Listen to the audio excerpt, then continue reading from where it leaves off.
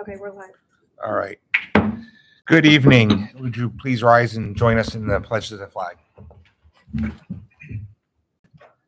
I pledge allegiance to the flag of the United States of America and to the republic for which it stands, one nation, under God, indivisible, with liberty and justice for all.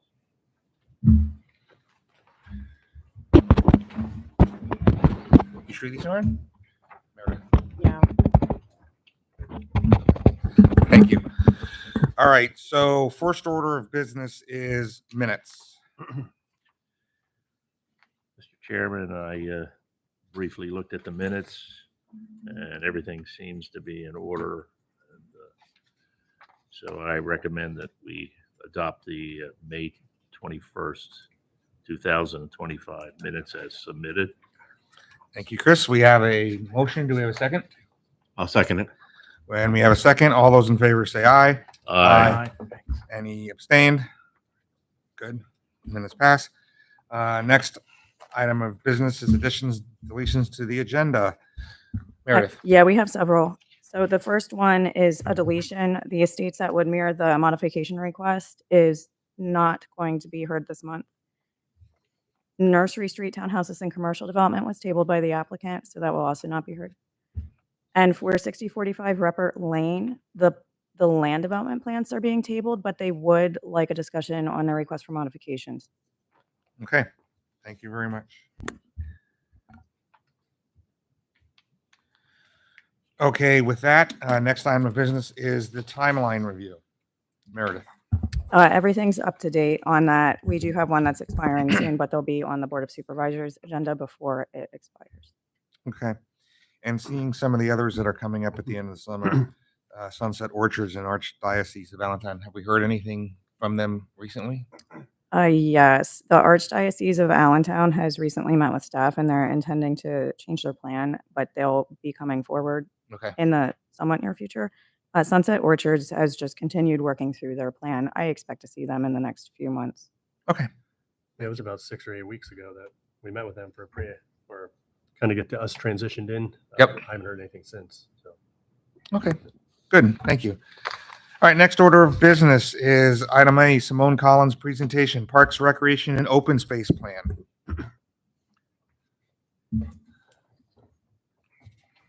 Good evening. Good evening and thank you. It's not so much a presentation. I'm just going to give you a brief history of what's going on, and we really hope that you've had an opportunity to read the report before us coming here today so we can answer some questions. This started in August 24.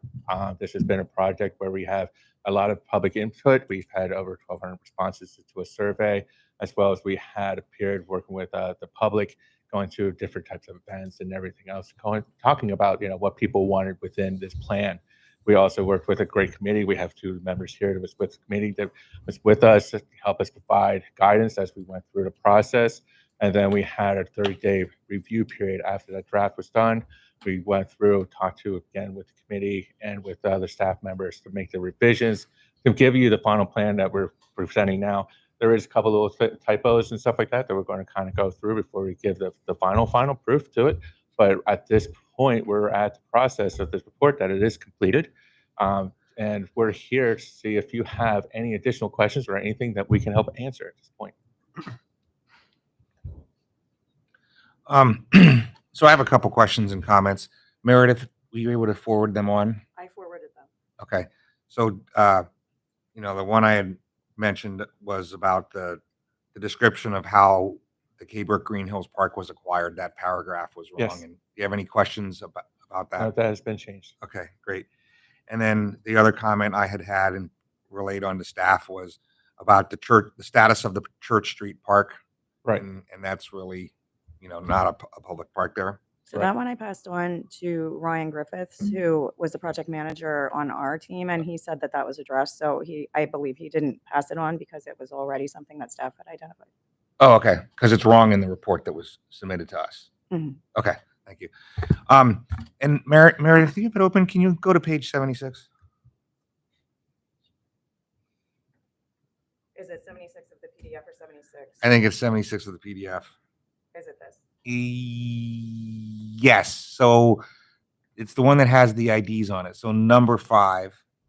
Area 5, which is down at the bypass, I think.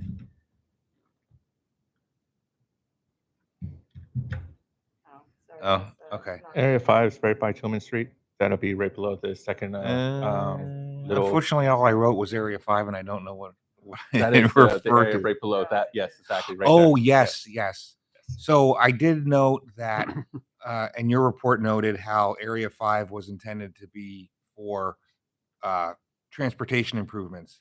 And I was interested to see that your report says the township is no longer interested in that option for transportation. It was something that was discussed with staff, but there's no definitive answer Okay. there. It was just something that was brought up as a possibility. I wouldn't say that we went one way or the Okay. other. Because I'm showing my gray hair or lack of it, because the township's original goal for 5 would be to form a jug handle on the northeast quadrant. And that's why, that the one side was improved off of 100, and that's why it's a full full access with the light on Tillman. And so staff discussed that, and Yeah. that is still a possibility. Okay. But we wanted to identify that parcel because alternatively, if that doesn't move Correct. forward, then it could potentially be parking that would support Absolutely. the quarry, Yep. or it could be something else. So And I like that idea of it. Okay. And then can you also go to page, I think, 144? Add a note. Yes. So I think that, I read through those recommendations and stuff, and I was hoping that, if the Parks and Recreation Plan passes, we should try and get some of these into our pending rewrite that we're working on. that would be the goal. That was the purpose of them making these recommendations, so that we can incorporate them into either the zoning ordinance or the Saldo rewrite. Okay. So those were my main things that I felt important enough to write down. Right. And, I had a chance to go through the entire document, and I think it was a well done document. Thank you. Some of the recommendations that you and I guess recommendations is the term I'll use, concerning the township's financial support of the Parks and Recreation Department were a little surprising to me. But I mean, once your point was made, it's like, oh yeah, I can see that. Right. And I think that some of your recommendations, as far as like, not all of our parks need to be completely mowed property line to property line, would help both with the environment and with reducing, the amount of effort it takes to maintain all those parks. So other than that, I think it was a very well done study and a very good report. Great. Thank you very much. So I talked. Anybody else have any comments? I was just looking back through my notes that I made, but I mean, I brought them up in our committee meeting, so I'm sure that everything was looked at already. The one thing that I still thought was interesting is that people were looking for a farmer's market, possibly at Grange, yet we have one at the Velodrome on Saturdays. That's interesting. Maybe it's not promoted enough that people know about it. Is that a thing been that there maybe quite a people don't know? while. Because this was something that was I think that's true. I don't see as many people there that really know about it. right. I mean, there's a sign out front, but it's sort of back, Mm-hmm. and it's not like, I don't think a lot of people really know that it's there. It might be something to work with Parks and Rec or something to help promote it.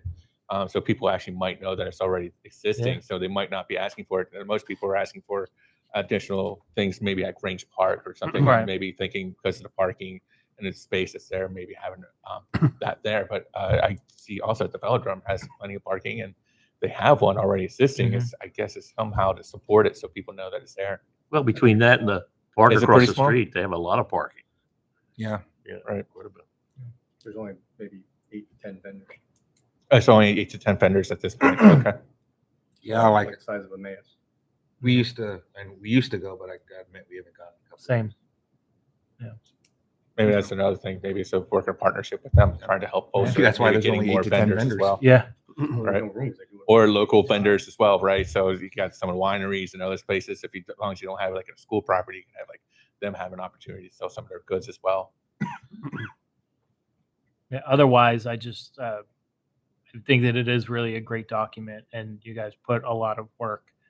Peter, Anita, Rob, Derek, Thank you. really nice job. So Thank you very much. Actually, what you just said there is an interesting point Mhm. because don't we have to permit the wine thing and beer thing at Grange each year when they have that? And would that matter if you have it with the farmer's market?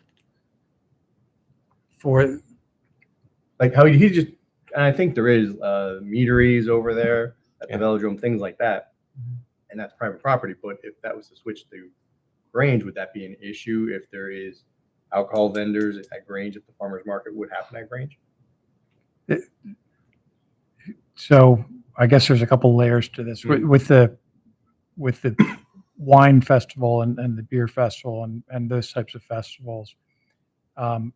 They are they come before the board of supervisors and ask for permission to allow alcohol to be served and vended. So they have to provide all their insurance and licensing and all of that information. As far as the farmers market, would that be, and I can't read, is that township run or are you talking about from If a, it was to, because Right. And I think what he's saying, so if there's a difference between like selling goods, so to put something like farmer's Okay. market compared to like serving. So if Gotcha. you're serving, then Okay. it's typically anytime you would have to go through a different type of license to Okay. make sure you have that kind of stuff that goes on. Right. So this is a difference there in how you're actually distributing those goods. So Gotcha. if they were to start selling drinks, that would have to go through a different type of Isn't the process. velodrome county run? That is Yes. county run. the velodrome's county. Yeah, well, that property there, that's not our park, it's, That's correct. okay, so. right, so it doesn't matter now, But you're talking about on Grange. If it was. flop, there would there be an issue? LaGrange, yeah, it's a different issue. Right. Okay. Valid point. Closed container, open container, more or less. It was a pleasure working with you guys and seeing you all the way through. I still have a question, and I raised it when we were there. There's a whole lot of changes that are happening with buildings here. You know, police stations, whatever. And I know it conflicts with some of the stuff that we went over. How does that affect the study that you guys presented versus what's also out there? Have you even looked at it? Have you are you going to come back with some comments, like, or how does that Or- work?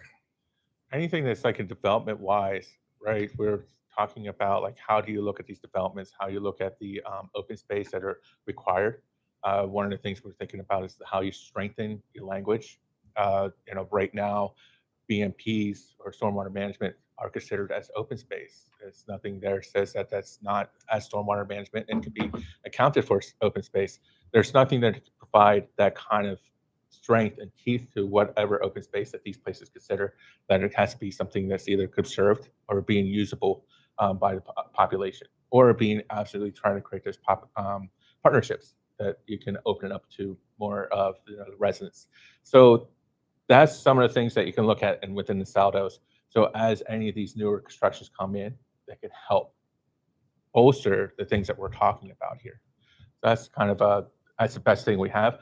We're not asked at that point, to continue to provide any kind of comment. Of course, we would if anybody wants to hire us and continue to work with. We love this township. We love working with the township. But at this point, this is, with the report, this provides that guidance and hoping that some of these saldos, some of the different types of ordinances give a little bit more teeth to it so that we can make sure that we're serving the open space that we're looking for. I'm not, and maybe I said it wrong, so one of the things that we talked about behind the maintenance building, you wanted to do an open space area. And I know they're changing and looking at that for something to do, expanding the maintenance department. Has that even been looked at? Or to switch where the fire department is taking over a different building and we're moving buildings and all that. And I know that's taken over some of the land that we put in as open space. Right. How does that, did somebody even talk to you about it or look at it? I'm just curious. Yeah, some spaces have been talked about. Some of the like the parcels that are across the street as well that are being valued. But the idea of creating additional open space as other things are looked at have been noted in this document. The idea that any of these spaces to look at, there's a set of tools that we're looking for that some of the properties are on here are not to go completely take over the whole property, but he is looking for ways to conserve it, ways to, we can make some type of easements and stuff that make sure we're protecting natural spaces, but also that we're, again, putting in something in there that's going to be beneficial to the people. Can I just add, Peter, it's a good question. And our assumption is when you go to develop a park space, you're going to ask that question. Yeah. Like, does that maintenance facility need to be expanded? Do we need to pause the park development? Look at, okay, how much space do we need so they both can be compatible? So again, this is a very high-level planning document. Before you go and make that change, you would look at it more closely. Okay. Thank you. And do we have any comments from the audience or questions? Okay, awesome. And then one thing, I'd be remiss if I didn't thank Ray and Peter for their effort on, as representatives of this board, helping you guys out. So thank you guys for your extra effort there. So with that, I think I'm looking for a recommendation for approval for this document. If anybody wants to make it, and if not, I can, whatever. I'll make a motion to recommend approval of the Parks, Rec, and Open Space Plan as presented by Simone Collins. All right, I'll second that. So we have a first and a second. All those in favor say aye. Aye. All right, unanimous, and thank you for your work. Thank you very much. Thanks for Thank working you. with us. Thank you. Thank you. All right, and as Meredith had noted, docket number 2354 has removed themselves from the agenda. So the next one will be docket number 2398, Amazon ABE3 Fulfillment Center Site Improvements, 650 Boulder Drive, Site Plan Review. All right. The applicant is proposing to make site improvements to an existing distribution facility. The project includes restriping an existing rear truck court to accommodate additional tractor parking stalls, removing an existing overflow passenger parking lot to allow for new access drives into the truck court, and installing landscaping, internal sidewalks, and pavement. Since this is a site plan review and they're not proposing any construction of any buildings, there's no conflict with the future land use. Similarly, because they are not submitting a land development or subdivision application, there was no analysis against the Vision Zero plan, but I just want to note that if they do choose to do any type of expansion in the future that would trigger land development, that they would want to consider sidewalks along the Grimm Road frontage and a portion of the Boulder Drive frontage. Staff and consultants recommend that the Planning Commission recommend approval conditioned on the engineering and fire review letters dated June 12th and May 30th, 2025, respectively. Thank you. So have you gotten staff's review letters? Yep. Yeah. So we received the staff review letter. I think that came through last Friday. Pretty minor cleanup comments. So everything from Ryan, I know you sent your letter. Everything's a will comply. Couple minor comments from the fire marshal, and from a zoning perspective, everything is by right. You know, we're not asking for any waivers here. So at least in terms of staff review letters, it's pretty clean on our end. Okay, very good. Anybody on? So normally we would ask you for a presentation, but it's pretty cut and dry what you need to do here. So that's why But I'm yeah, sparing obviously some I'm time. here for any questions if you guys have any. So Anybody have any questions? Okay. Chris, you have any questions? No, it's, like you said, it's pretty cut and dry what they're gonna do. Right, and there's no waivers needed for this, correct? No waivers. As Meredith indicated, it's a pretty simple plan. Restriping for trailers, reconfiguration and elimination of a small parking lot to allow for better maneuverability of trucks throughout the site. They're reducing impervious coverage by, I think, 8,700 square feet. And we did receive a letter from LVPC just this morning or this afternoon. Basically, they were happy that impervious coverage was being removed and more landscaping was being added. Yeah, that's the Okay. gist of it. So with that said, do we have a motion? Well, I guess, well, we need a motion first to discuss it officially, right? So. Any motion? Discussion? Go for approval.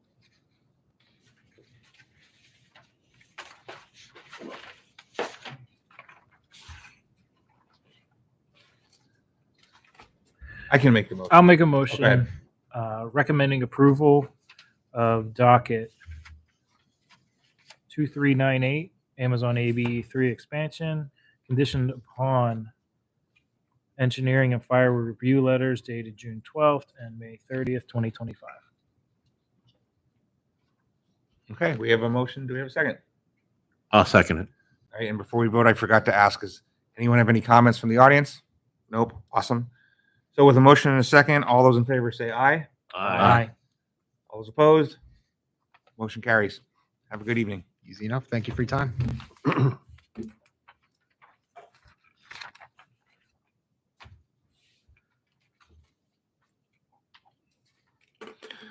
Okay, with that, docket number 2396 was removed from the agenda. So next item number is docket number 2395, 6045 Rupert Lane preliminary land development. And as Meredith had said, I guess the applicant asked for the land development portion to be removed, and they want to discuss the waivers.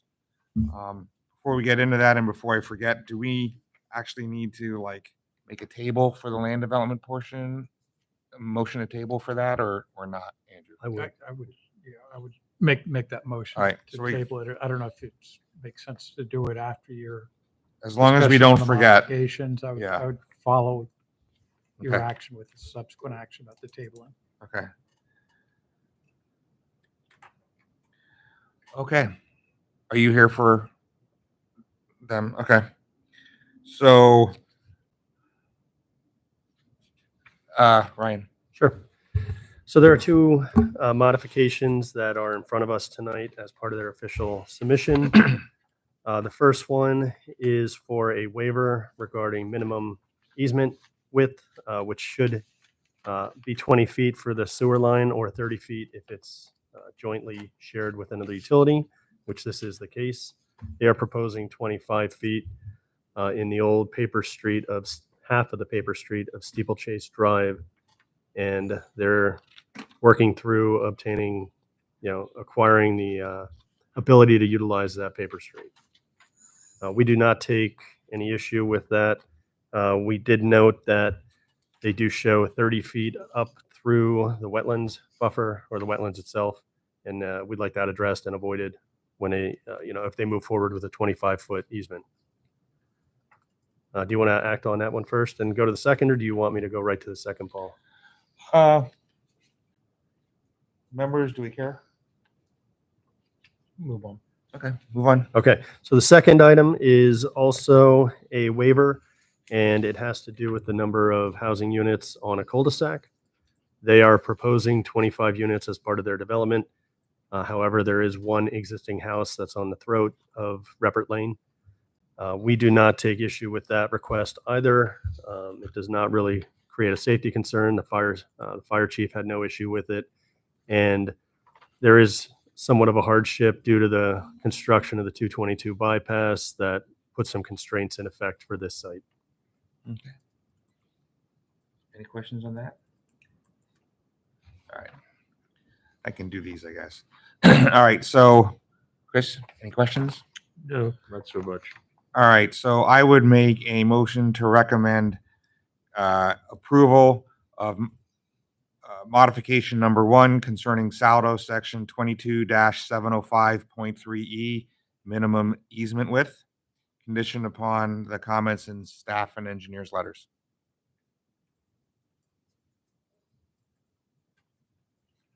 Second? All right, so we have a motion and a second. Any discussion on the motion? All right, all those in favor say aye. Aye. Opposed? All right, awesome. I'd like to make a motion to grant approval of modification number 2, Saldo section 22-704.7.c concerning number of units on a cul-de-sac. Grant conditioned upon the comments in staff and engineers review letter. I'll second that. Seconded by Tim. Any discussion?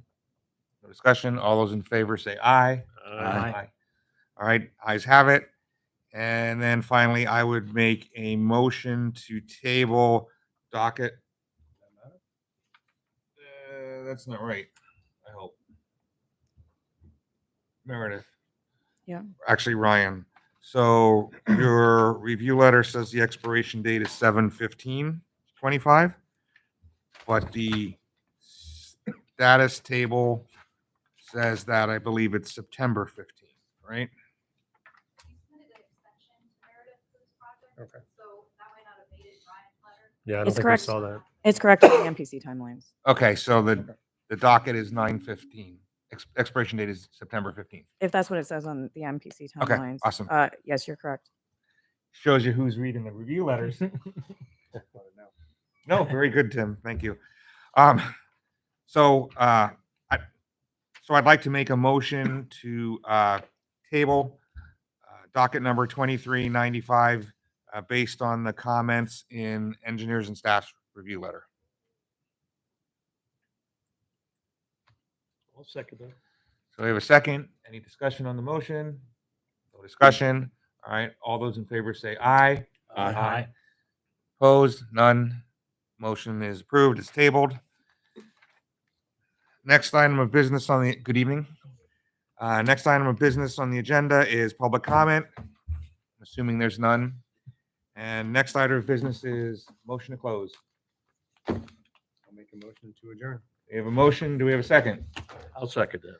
Motion second. All those in favor say aye. Aye. Thank you. Sheesh. Every week, my wife and daughter are like, when are you going to be home? And I said, you know what? I'm just going to tell you, 9 o'clock. Time for It could beers. be